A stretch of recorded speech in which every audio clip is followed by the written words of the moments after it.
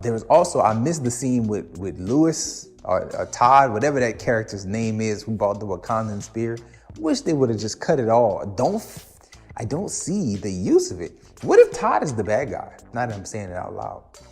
What if Todd was the bad guy and he's like masterminding it because he's been rejected multiple times? That would be disheartening. Like the fact that the leader is not connected to intelligentsia or like anybody else who's important. It's just Todd with a bunch of money. Like, ugh, that would be disgusting.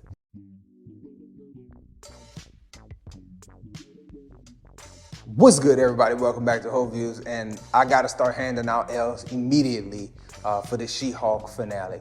That thing was so whack, and I want to get right to it. So I said last week, if y'all make Todd the leader of intelligentsia, man, that'll be disgusting. And it was. All the great characters that y'all have in the Marvel lexicon, and you choose this random dude, Todd, with money, and he just has enough influence online to gather these men and do a bunch of stupid stuff. I didn't like it. I would have much preferred that to be like an important character. But with that being said though, and you think about what actually happened in the episode, it's probably better that they didn't waste a good character on somebody and doing something as insignificant as what this show did. So first L goes to the writers for using Todd. Second L goes to the writers themselves. The problem that I have with the writers is that it feels as though, and again, I don't have any insider knowledge, I've never heard one of the writers of the show speak, but to me, watching that episode, that finale, it feels as though the writers of this show thought to themselves, we're so smart, right? We're super smart. We're going to take the tired superhero tropes and we're going to plant seeds for those tropes throughout the show, and then when we get to the finale, we're going to turn it all on its head. But that's so dumb, because it makes people feel as though they invested and cared about things that don't turn out to be anything. The worst element of the show, if you watch my weekly videos, the part of the show that I disliked the most was the fourth wall breaks. They spent 7.5 minutes breaking away from the actual show to have She-Hulk talk to the camera, talk to the writers, and talk to Kevin, and just delete storylines. That's so whack, that's stupid. Why would you do that? Bringing it back around to Todd, when you look at the way they treated Todd in that little 7-minute sequence, they said Todd with the whole blood storyline, let's just delete that and make Todd a regular guy. And while, again, I get the point, y'all trying to say, oh, we don't want to have a superhero fight a villain that with the same power set like all the superheroes do in their shows and their movies. But it's like, dog, if y'all really wanted to do something smart, fresh, new, original, why even start with using the blood as a storyline? Why have Josh there to set up the camera and have the Sexton steal the blood? Why mention that her blood was special in episode 1 if it's not going to lead anywhere? Only to get to a point and then we're gonna just erase that. Sitting in a room somewhere. Like, that's so stupid. So L to the writers for trying to be super duper smart and say, oh yeah, you know, we're gonna take the tropes and turn them on their head. It's whack. It's whack to me. Talking again about the writers, things that I have issues with is the idea that we're gonna take every possible criticism and we're gonna find a way to make those people look like haters. Because what did most of the critics say, myself included?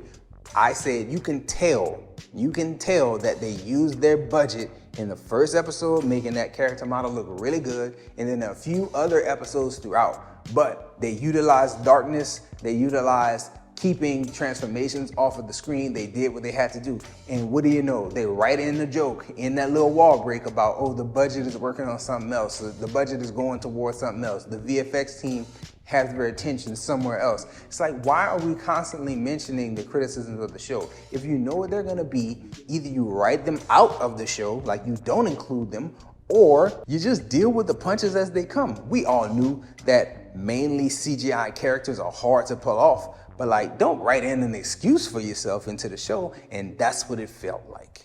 Those 7 minutes of wall breaking for me were agonizing because, again, that was my least favorite part of the show. Every single episode that it happened, I didn't care for it. There was only maybe 1 or 2 moments that I really liked it, and if you want to go back, check out the other videos, you can. There's just a few moments in there where I was like, I kind of liked it this time, I kind of liked it that time.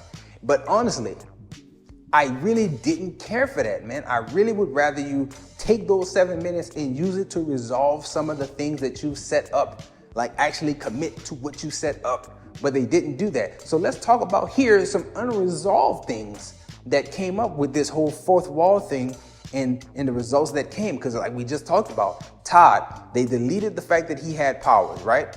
Okay, he's instantly in handcuffs. Police arrive on the scene, the time of day has changed. You handcuff Todd, fine. Jen goes on to sue Todd and bring him to court for invasion of privacy and basically setting her up.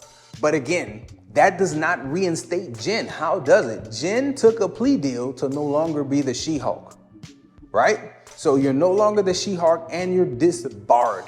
So you're disbarred now and you can't be She-Hulk, only to sue Todd in some type of legal way, and that reinstates your lawyer degree, like your whole, like you're back on the bar now. Like, I just don't believe that this is how it works.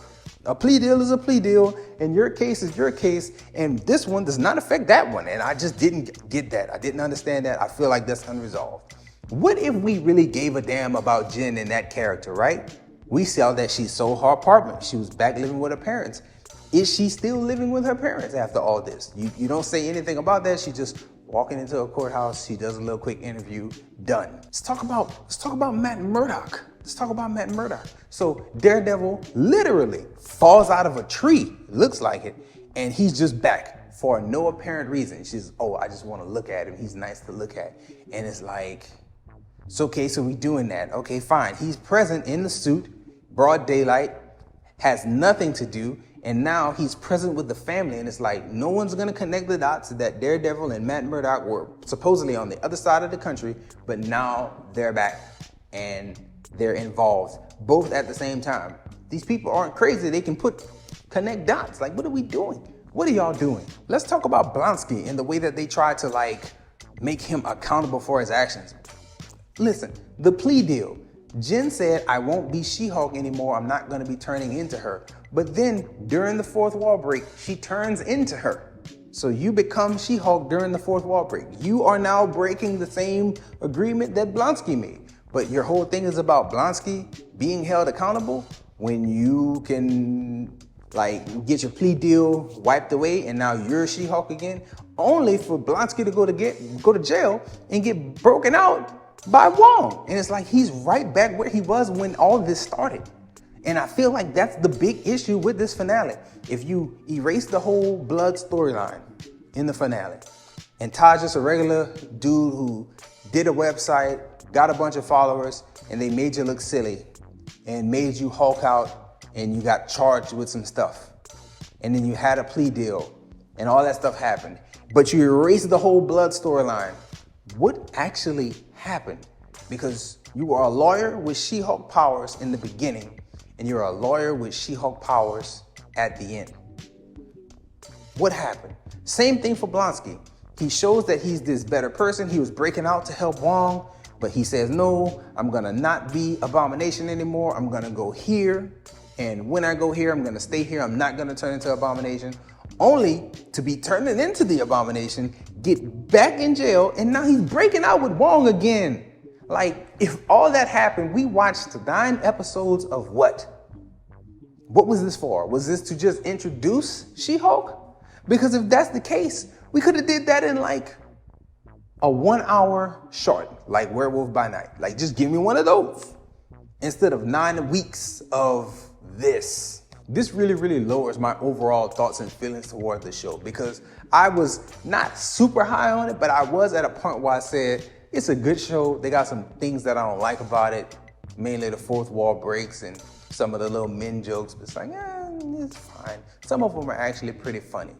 But after this finale, I no longer feel that way. I no longer feel like this is worth watching, because you have characters that literally don't move. The only thing that happened for She-Hulk as a character is that Jen embraced the She-Hulk side of herself. That's it.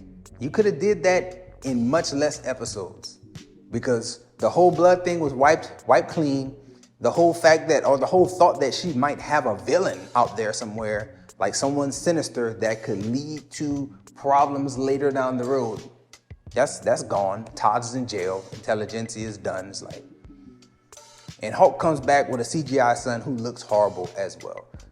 Stop making these CGI characters and putting them on these like lower tier shows. Like, take y'all money, use it in other places, because the Scar character, he looked kind of rough in that little quick glance that we got of him. I was so frustrated watching this, y'all. I hope that y'all were not nearly as frustrated as I'm way more down on the show. It's at the bottom of the MCU shows that have been released, and I can't speak positively about it. I saw on Rotten Tomatoes that this thing has an 85%. And 85% from who?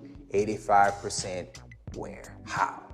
Why? Like, nothing about this is really that good, especially if that's the way you're gonna wrap it up in a finale. Because I was slightly higher in previous weeks, but I am not high at all on the show right now.